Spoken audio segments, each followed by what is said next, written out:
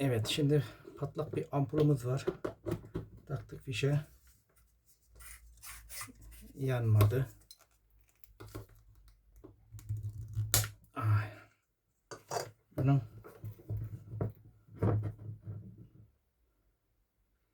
patlak ledini bulacağız önce.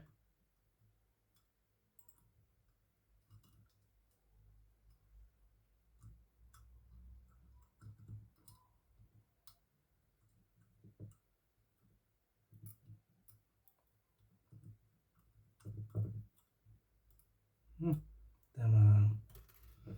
Patlak ledini bulduk.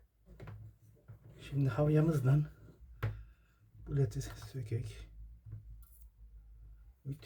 Şunu bir çıkarak önce bir.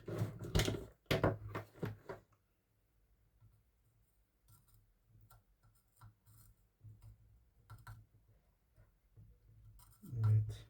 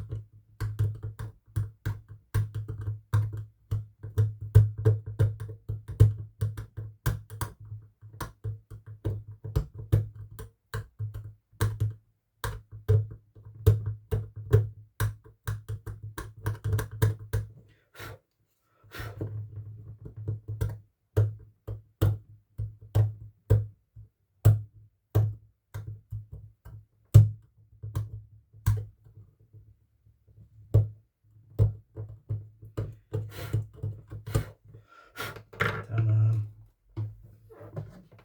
Şimdi pastaya bandırak.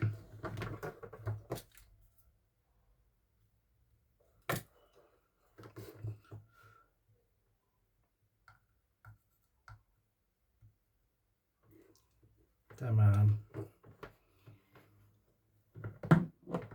Şimdi bir de deneyelim. Bismillahirrahmanirrahim.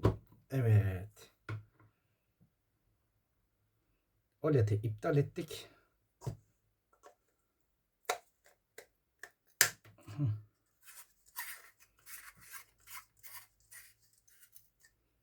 Evet, lambamız tamamlandı.